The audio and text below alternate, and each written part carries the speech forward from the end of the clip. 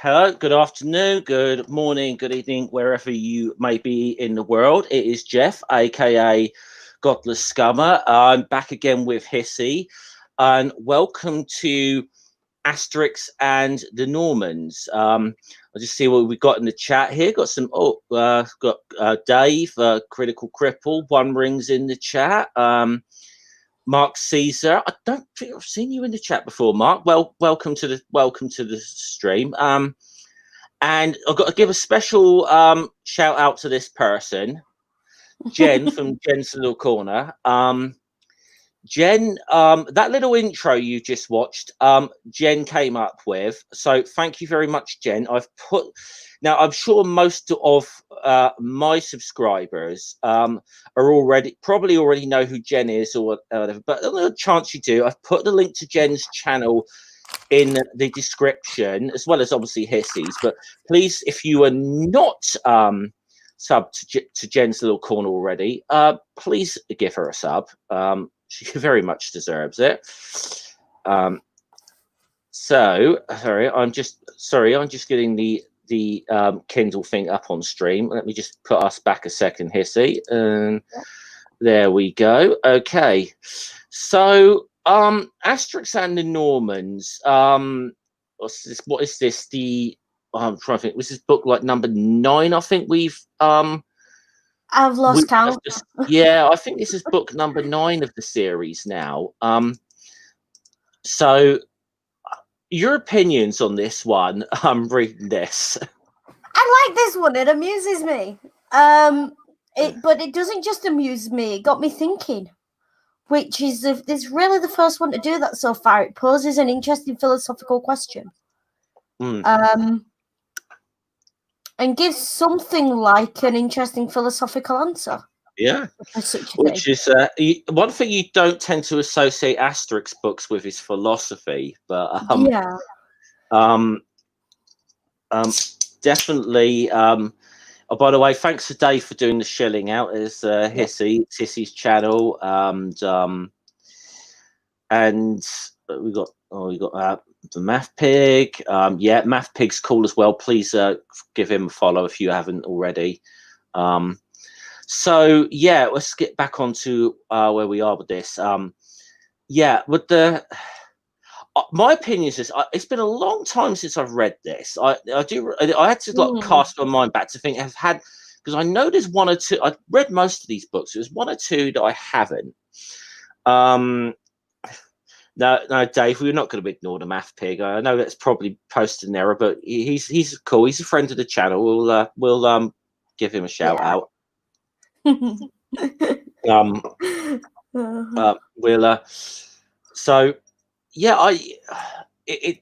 was something like going through of it. There were certain elements of it that I read and I said, "Oh yes, I remember this," and it's definitely. Okay, some pretty one or two little stereotypes of Vikings that are like don't really hold up too well now, but I kind of think also that we've got I said this last week, we've got a whole new bunch of stereotypes of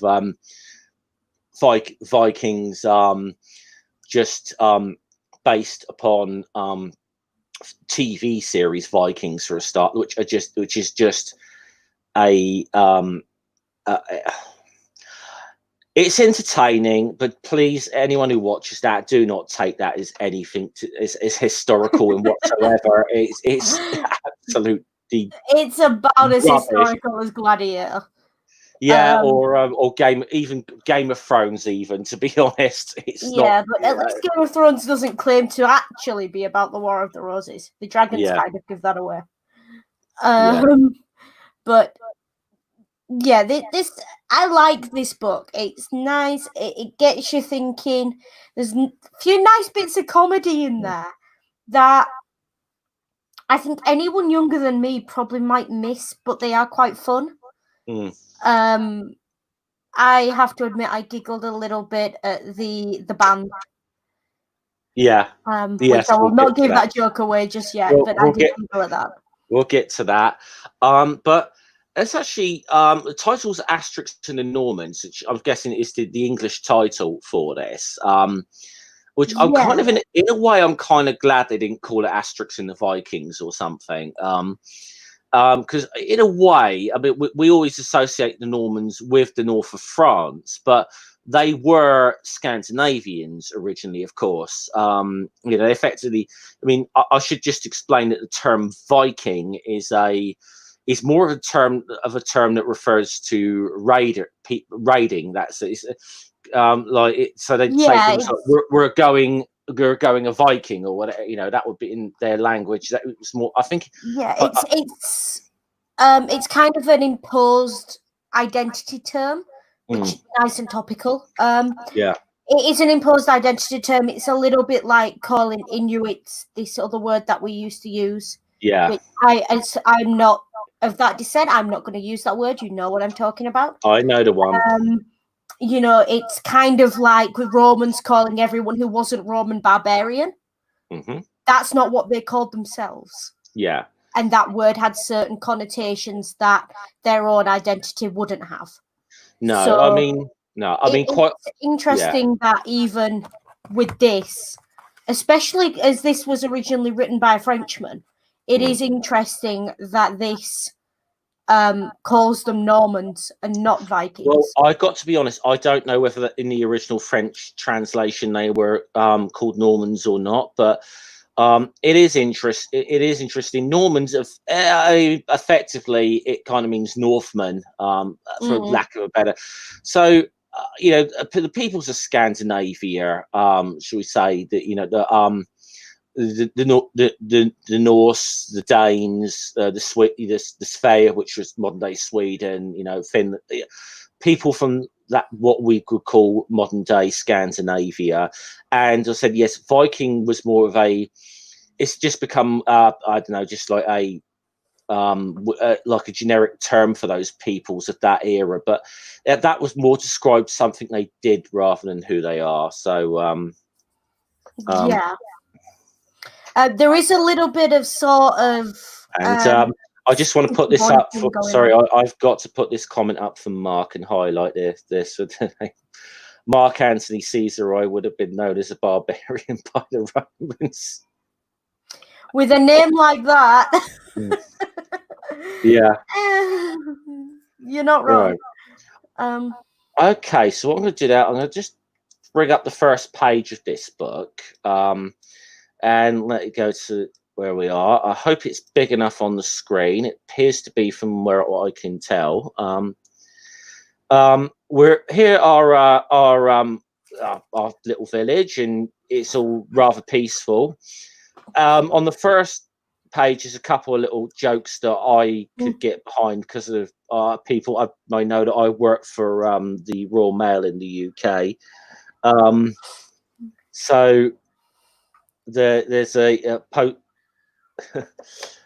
postal districts. The postman is coming is delivering the mail, and like in the first, like he's saying, Obelix saying, "Can you send menhirs by post?" It's like, yeah, but it's a good idea to send them registered in case they get lost. I love that. Like anyone's gonna lose that. I mean, to be fair, I would not put it past the Royal Mail. I don't really like to. I do not really like to talk about my work much on streams. Because but could I ask anyone who watches this a big favor to us postal workers? Please don't send a menhir through the post. Please don't do that. The little souvenir ones are okay, but not the big ones, please. Yeah, not the ones Obelix is carrying. Can I ask you, just please don't do that. I mean, I've ordered some heavy stuff in my time, but nothing like that. Yeah. Unfortunately, Yes, unfortunately, the magic potion is fictional, and I do resent trying to carry one of them in a mail bag. Okay, so would the mailbag be able to hack it? yeah, probably not. Yeah. But so there's a Vital Statistics is getting a letter from his brother in Leticia, which is modern day Paris, and his brother, double helix, love that. He's got a son called Justforkix.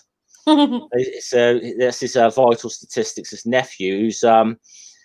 He's they're sending him to visit Vital Statistics in the village, and I think they're getting the idea that his father sending him to Vital Statistics because he feels he's lived a bit of a soft, pampered life in Paris. So send him out to the sticks to toughen him up a bit, make a man of him, kind of thing. Yeah, very much. Let's send a son off to military camp or whatever for the summer. Yeah, a man of him kind of thing. Yeah, but a bit of rustic life or whatever, help man him up, that sort of thing. It'll make him or break him, kind of thing. Yeah. So yeah. So interesting plot hook. I do like Justforkix name. Yeah. You immediately get this mental image of like pampered little prince, doesn't know he's born. He's going to freak out when he realizes he has to serve his own dinner. That's the mental image of that. He's very much a spoiled little brat, and we're about to see him here. I've just looked at the page. You see this young blonde kid on this chariot coming in here, going like a bat out of hell. This is Justforkix. I do like Ring's comment on this, which I'm going to ask you to put up, Jeff, because. Oh, okay. Where are we? Why is that not showing yet? Yeah, there we go. Thank you, Rig. Yes. Quite possibly. Come up with that. Quite possibly. So he's got this very fancy chariot he's just come in, and Asterix comments on this. I've never seen a chariot like that before. He says you wouldn't get many of these around here. It's a sports chariot from Mediolonum, which is modern day Milan. So this is kind of the Italian sports chariot thing, like this. So it's kind of like I guess this is supposed to be like the prehistoric Lamborghini, or not? Yeah, so this is the Roman Lamborghini, I suppose. Lamborghini, Ferrari. Yeah, Maserati, that sort of kind of thing. It's the kind of this is people are taking selfies with this thing, Yeah, that's what that is. Now the chief has he's kind of given Asterix and Obelix the task of spend some time with him, show him, basically you toughen him up or whatever. And Obelix is immediate go-to with this. And I got to say I'm more philosophically inclined with Asterix on this one. Let's start making Obelix is like, let's start making a man of him. Way to start. Let's start thumping him. Asterix is like, no, that's not the way. No, that doesn't toughen you up. I'm sorry.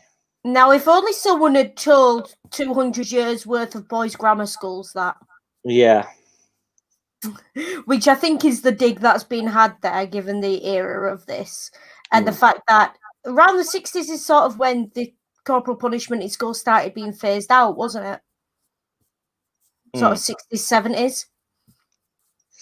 Yeah. I know my dad's old enough to remember getting I would say the corporal, I think corporal punishment stopped in the 1980s.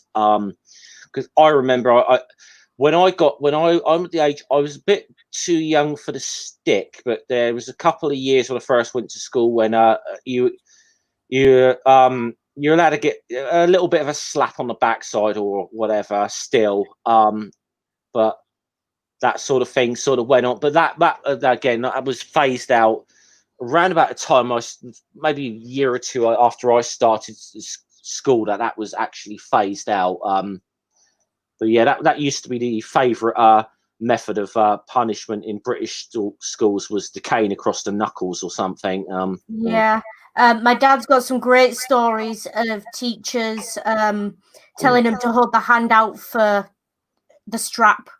And there's one story where he moved his hand and teacher twatted himself in leg. I've got a very similar story when I got corporal punishment in my school. I got a slap from the headmaster in like I think it's my first or second year, and me and my friend Neil had been caught doing something we probably shouldn't have been doing, and I got the slap or whatever, and they went to give one to Neil, and Neil kind of ducks like a blooming boxer or something, ducking a punch, and the headmaster ended up hitting his blooming hand on the wall and like breaking one of his really bad. I think he may have broken one of his fingers. Well, then he shouldn't have been able to hit that hard. It's a kid. Yes, exactly. So he was in a lot of. So I went from like crying for getting a blooming slap to laughing my ass off, and I just say this guy Neil is still one of my best friends to this day, actually. So we often recount that story to people. So but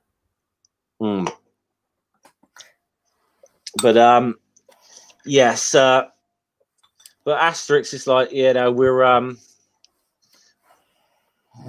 I will say Asterix in a little bit is going to have second thoughts on this when he sees what I snobby little git this Justforkix is, and he said they told him, we're going to hold a ball in your honour for it, and he says you peasants dance out here in the sticks, and I love the little thing says gloomy classical illusion.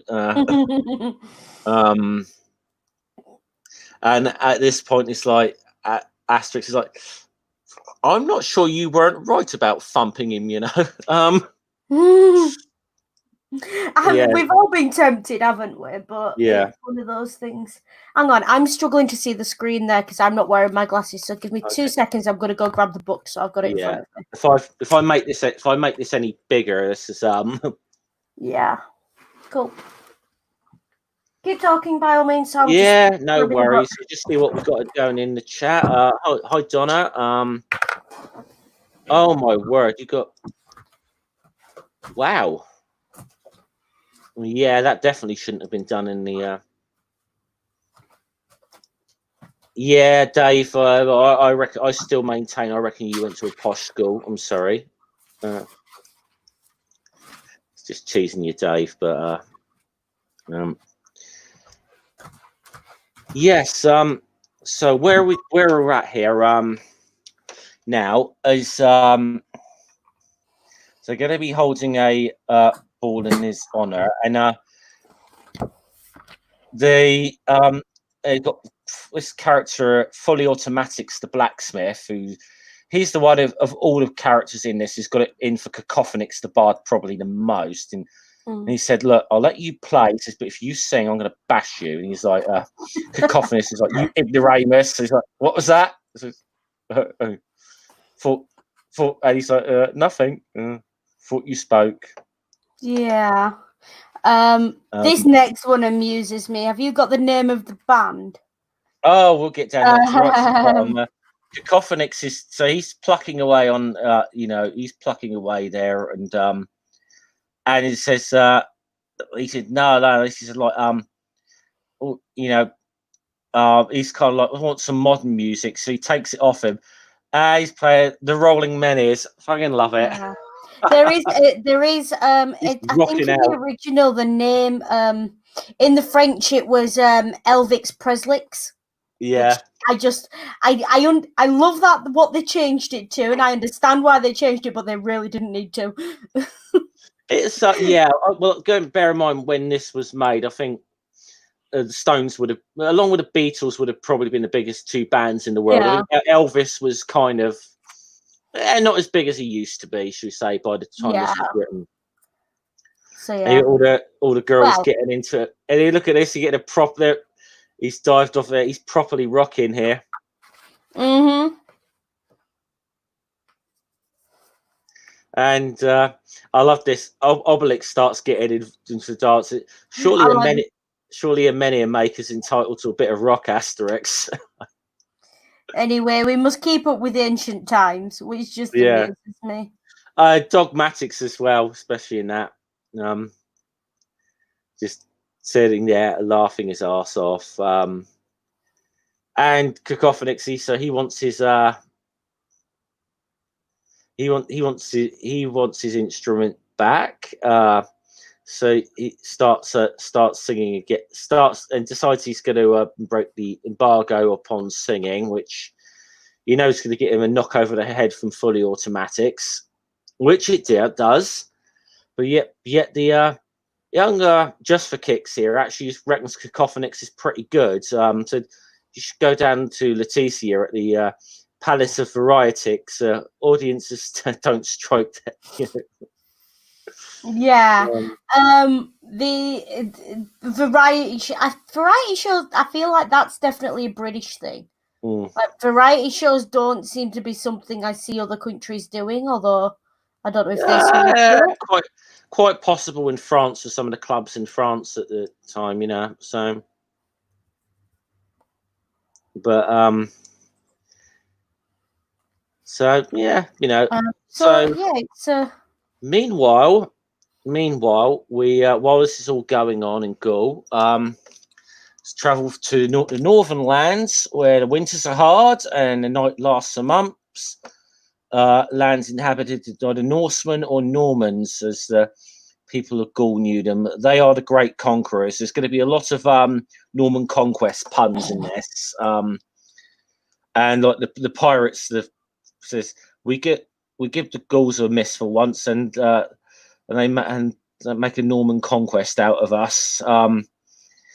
And saying and I've got to just correct something on this next panel. It says they worship Thor, god of war, and Odin, who invites slain warriors to, in battle to feast with him in Valhalla. Thor was not the Norse god of war, just for the record. That was Tyr, just for the record on that one.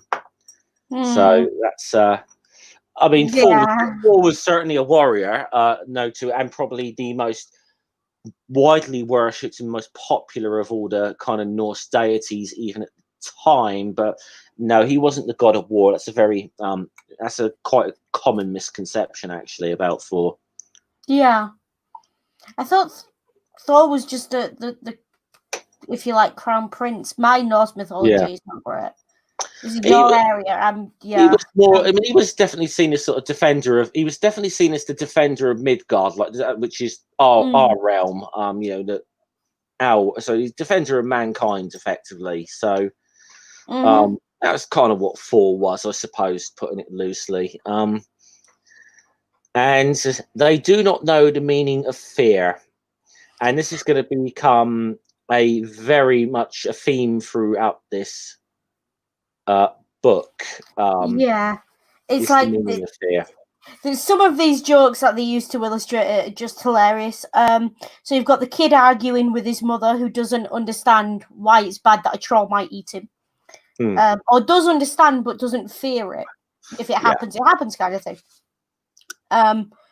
This fella speeding past a quote 4 reindeer power police chariot. Yes. I just and then no way of curing the hiccups, which is a definite problem. Yeah, you know, because apparently, and they try and knock them over the head, no feeling. So they're and we go to their chieftain. So there's a lot of play on the names that end in AF, like, you know, Olaf or whatever. So we got Chief Time and a Half. Yeah,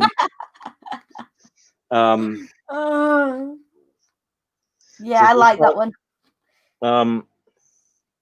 That's why he works in an evening, because yeah. And we pride ourselves on knowing everything. So apparently they are quite interested in science and knowledge and stuff. So according to this book. So, I don't think entirely true. Now, here's we get right to the bottom here. This is where I think some of the English translators were taking a bit of liberties with this. Little bit, because this is a joke about Northerners. This is this last panel down here says I've heard feared lends you wings by Odin. Once we can fly like birds, we'll be sick of nothing. It says, by Thor, by Odin, by gum. Bad gum. This is like this be 6 or 7 years later that Monty Python come up with the Yorkshireman sketch. Yeah, and Bagum. Believe it or not, we don't really. Well, in West Yorkshire, we don't really say it unless we're taking the mickey. Most people, when they think of a Yorkshire accent, don't think of the way I talk, which is West Yorkshire. Although I do tone it down on stream, so they're thinking more of the Barnsley area, and it's impossible to say the word Barnsley in a Yorkshire accent without suddenly developing a Barnsley accent. It's really weird. I can't do it. But if anyone who's at, I would suggest after this stream, if you've not seen the Monty Python Yorkshireman sketch, you might just owe it to yourself to go and watch that. But yeah, although we have a similar joke about people from Newcastle or whatever. It's just like the people in the north of England pride themselves a bit on being a little bit tougher than us down south or whatever. Listen, you know, down south, temperature it's freezing, and they put the coats on, and they lock the doors and stay in and turn the heating up. Up north, temperature it's freezing. It's time for trousers. Yeah, no, they usually I thought they sunbathed. So yeah, I mean, to be fair, yeah, it's kind of where this is where I think the English translators were having a bit of fun with this, and we're to put it into perspective, it reminds me a lot because I spend obviously Ring's my husband in where he's from in the north of America. They have a lot of Californians who have second homes, and there's always memes going around of locals in cold weather, shorts and t-shirt. Californians in the same weather, like 3 coats, 2 trousers, scarf, woolly hat, huddled around a fire for dear life kind of thing. And I will say this, some of the winters in the northern parts of the United States, I'll just tell you now, we Brits have got it bloody soft compared to that. Yeah, and can I just point out as a northerner, wrong bleeding snow on the tracks is not a good excuse to stop the trains. The frigging Siberian train don't stop in 12 foot of snow. Yeah, well, probably trains need to sort themselves out. Yeah, well, that's what happens when you let Richard Branson run the railways, I suppose. But anyway, that's another time. Another discussion for another stream, I think. Indeed. So they've decided they want to know the meaning of fear. And we'll deal out death and destruction if necessary, but we must learn the secret. So, and he said that they drink their national beverage here, which is apple brandy, drunk from the skulls of our slain enemies.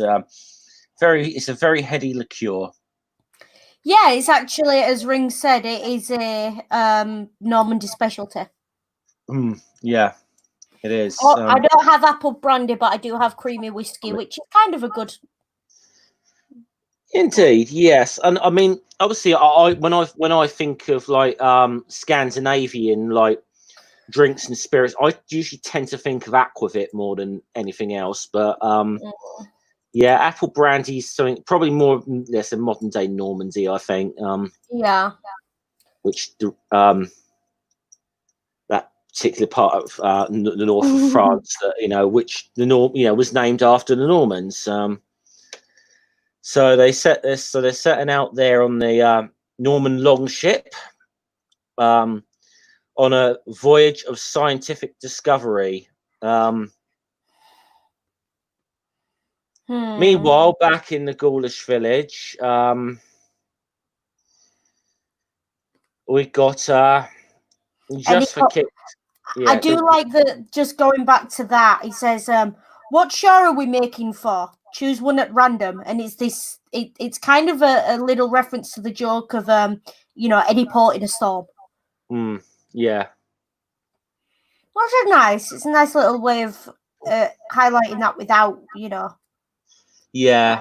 I do like that same night, i.e., 3 weeks later. So, Justforkix is gonna get his first lesson in being manned up a little bit from Asterix and Obelix. That the rooster is crowing. He's like, no, this is the time I go to bed back in like Paris, kind of thing, or Laetitia. As Obelix, can you help him get up? Says, I certainly can. And yeah. Splendid. I think I'd prefer the traditional bucket of cold water to that. Yeah. So he's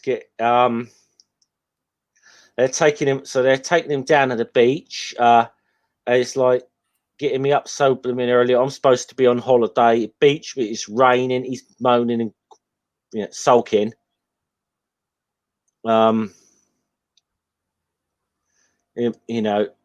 Might be says this might, but again, look, here's a little quote.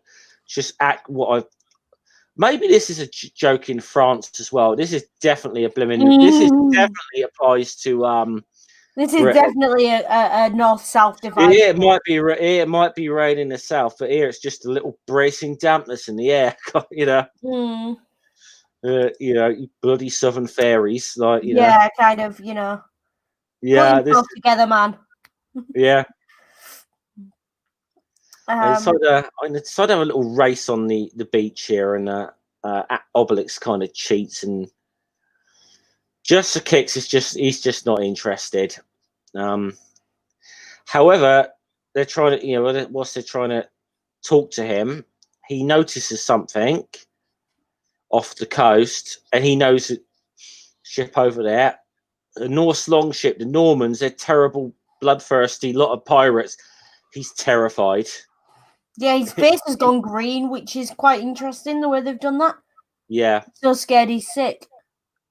I like the fact that in the sort of later colorings of this book, they're giving him blonde hair. I'm pretty sure the original was he had like red hair to Justforkix, but a bit strange, but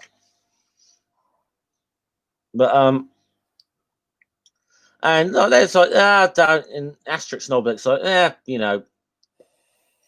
it's don't worry about it, whatever. We'll just go tell the others in the village. And Obelix is like, oh, like well, who are they? He says they're pirates, and Obelix is straight out like, oh, goody. It's like this amuses me, and it's the classic thing with Asterix, was telling him, look, don't be selfish. There's enough of them to go around. We just go back and tell the others, kind of thing. Also, I have a filthy mind, so I'm going to point it out. The silhouette of Justforkix in that panel is a bit bit of an issue, shall we say? Right. Okay. I don't know if Jen's still in the chat, but Jen, I think Hissy's been hanging around with you too long. Nah, I've always been like this. Yeah. So Obelix sulking because he's like, like he wants it all to himself.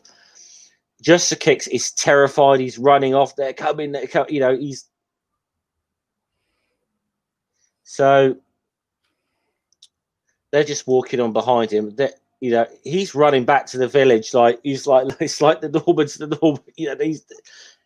He's terrified. He's absolutely terrified of them. Because he knows their reputation. And again, this urban rural comment at the top here. That's city folk for you, always in a hurry, can't take life as it comes. Sorry, got to highlight something.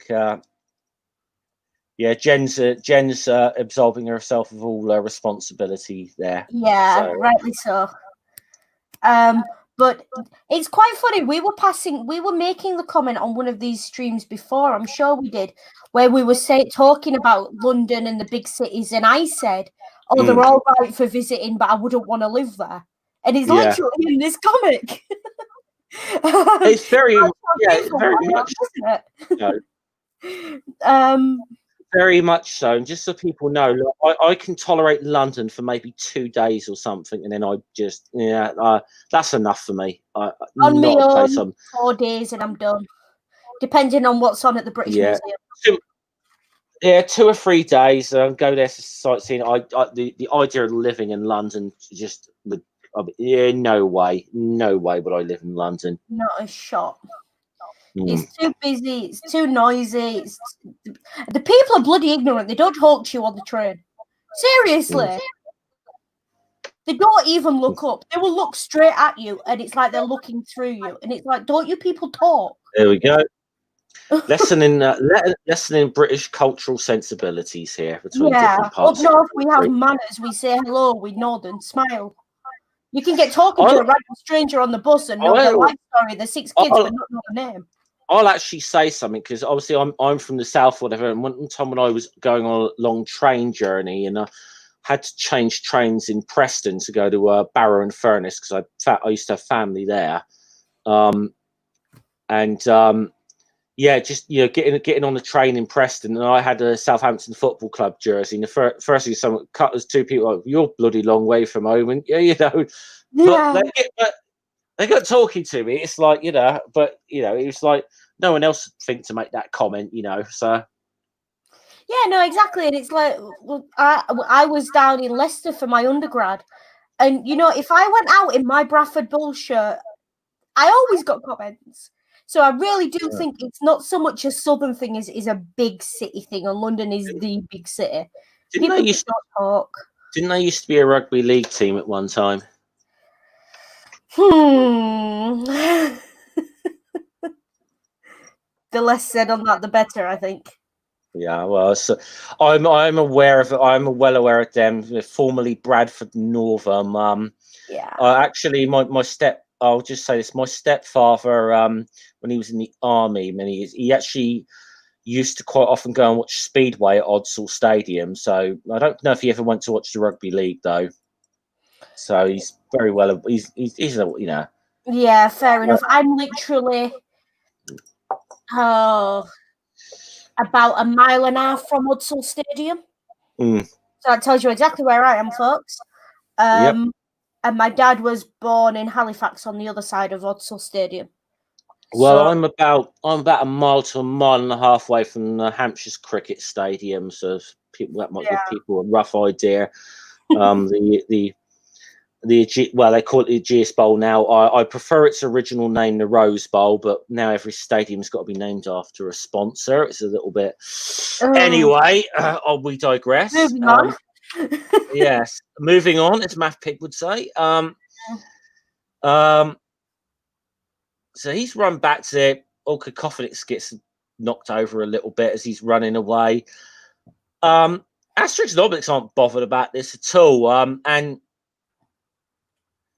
And they're like, oh, we got Normans out. It's just like, oh, we got Normans off the coast. They're like, yeah, so what?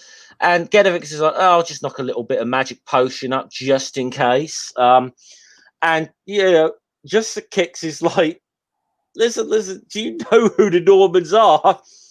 And of course, they're fierce and terrible fighters like us. They don't know the meaning of fear. Blah, blah, blah, blah, blah. Kind of. I do like this comment of, we may live in the provinces, my boy, but that doesn't mean we're out of touch. Yeah. We watch the news too, Yeah. And he's like, crazy. They're all crazy. Nice little turnabout on the standing joke about crazy Romans or crazy people that aren't our little Gaulish friends in this. Yeah. Obviously, it's always like with any of the cultures here, it's like these whoever are crazy. So getting back to the beach, here come the Normans striking the shore there to set up camp. The Norman conquerors are landing in Gaul. Oh gosh, these names. So where have we got here? Middle panel on that. Oh yeah, hold on. Let me have a look. Let me enlarge this because the writing's quite small for me here. Psychopath, Epitaph, Cenotaph, Transporter Calf. Transport Calf, Chief Chiff Chaff, Chiff Chaff, Nescaf. Nescafe. Oh, So I it's, love the pun. yeah, I love the puns. just so many puns. All names of these Normans, so that's fun. Yeah. And you're pitching up camp here. They were set up, and once again, like, they're told just to watch them. Obelix wants to go and have a punch up with them, and he's been Asterix is like, just hold on, and he's like, Justforkix, why don't you go back to the beach instead of hanging around here? He's like, because there's Normans on the beach. It's like, I know. Why don't you go play football in the Blitz? That's fine. That'll do. yeah, he is like, yeah. And they're just there's one woman when he tries to announce it, but I've got a bowl cooking, which is just classic. That's the one thing, isn't it? When you don't want to be distracted, I've got food in the oven. Yeah. That says I've got 3 minutes and I'm gone. The food could need to be in there for 2 hours, but saying I've got food in the oven means I'm leaving. Yeah.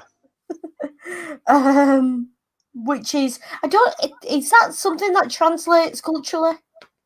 I don't know. I mean, this is one of those things that, without having read the original French of this, I'm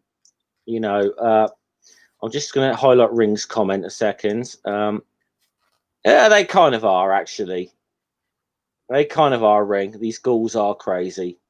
And then, of course, rather than panicking what they're going to do when they find out the Normans are coming, they want to bid on which ones they get. Yeah, it's like he's trying to warn them all here about it's a Norman. I love this. It's a Normandy landing. They're going to put us all to the fire and the sword. There's lots and lots of. It's going to be a Norman. This is all obviously Normandy landing and conquest sort of things. Just for the record, if you look at the map of Gaul, where this village is supposed to be situated, it's modern day Brittany, not Normandy. Just so there's your geography lesson for the day, people. And there's kind of your spoiler for how this ends as well. So this amuses me. He's just finished his sole and cream sauce, and again there is that stereotype of creamy meals and things, creaming recipes, in reference to a kind of a stereotypical cuisine from that area, from Normandy. Yeah. So again, as I said, creamy. This is what I think probably got to remember the original French translation. If they were calling this Asterix and the Normans, there's going. I mean, we saw in one of the earlier books we did. I think it was Asterix in the Banquet, that there was some internal stereotypes that I think you picked up on in about in France of people from Normandy. Like and you picked up on that before, so they're clearly not above having a go at different regions within France within these books, and so that doesn't always necessarily translate. But the fact, in a way, that they've, whether it's just by sheer coincidence or that the more likely the translators of this thought we can adapt some of this to like English audiences and some of the cultural stereotypes, is, which I think is just genius as they've done that.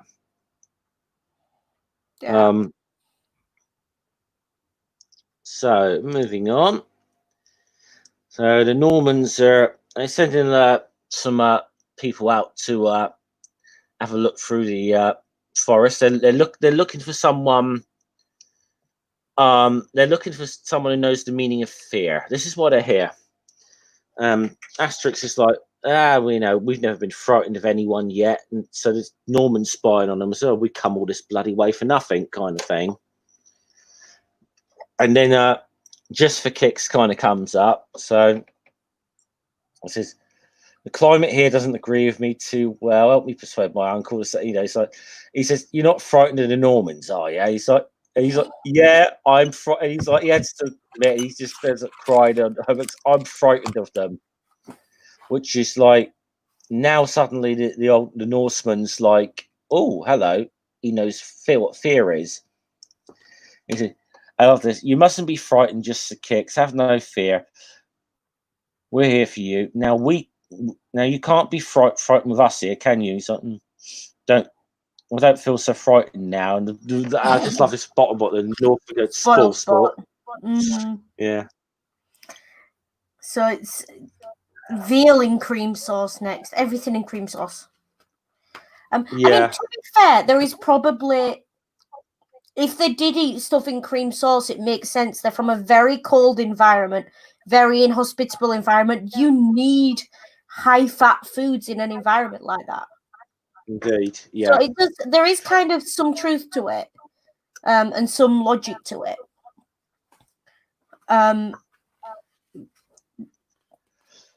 Yeah, yes, indeed. I mean, I still think it's probably more of a like local cuisine kind of jab that that the authors are having here. But yeah, it certainly makes sense. So where are we? They're at the.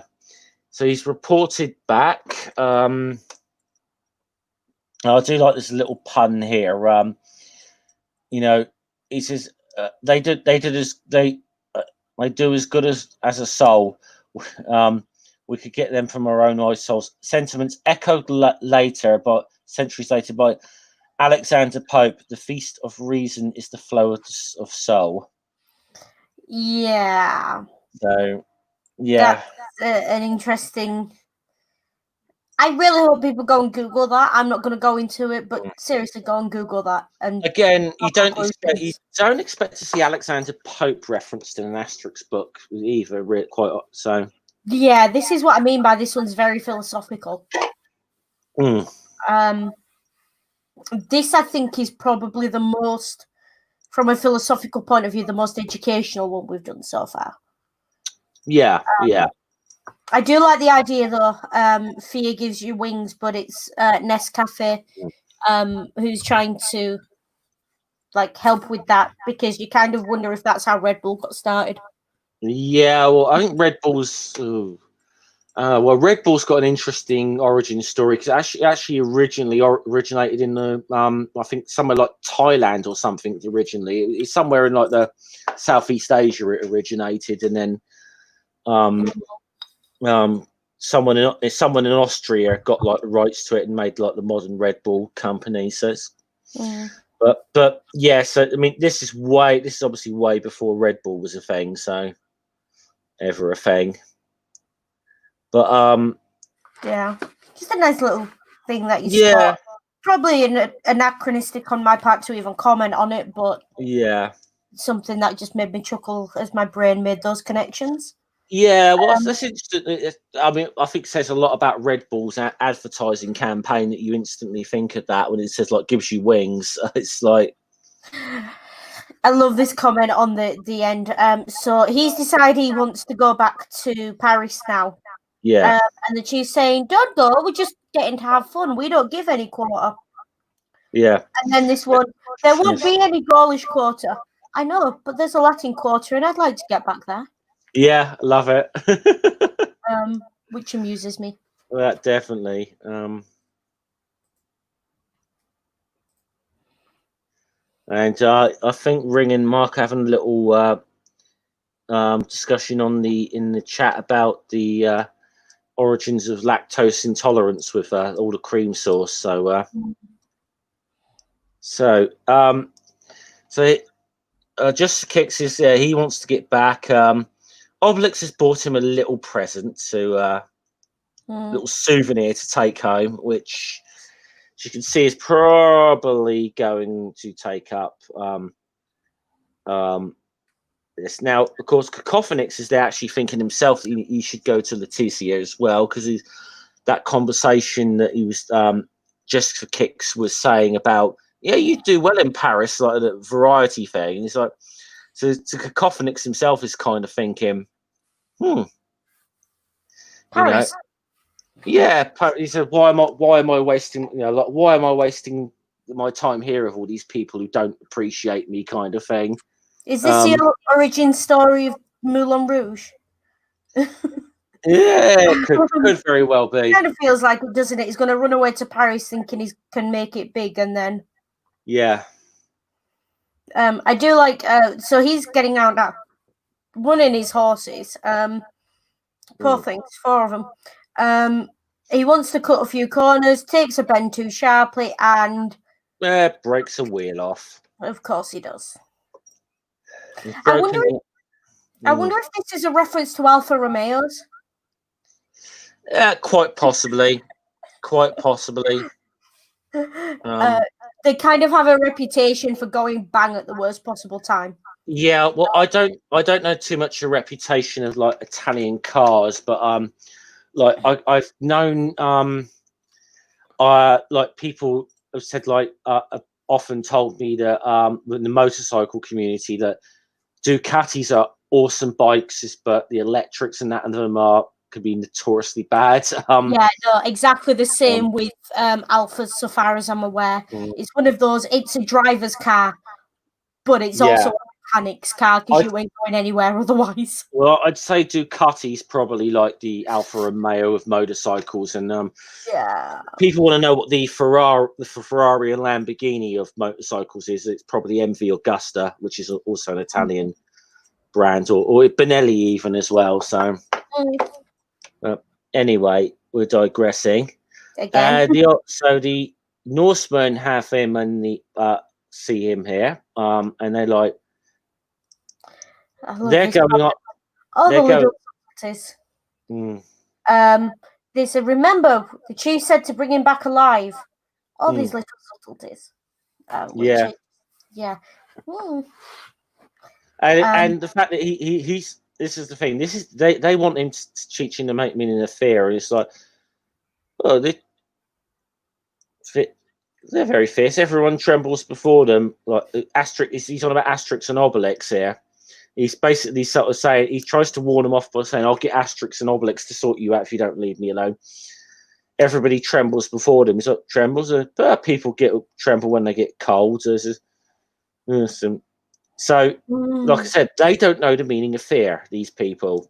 They don't understand what fear is, which is what they're which is the whole thing they're trying to find out.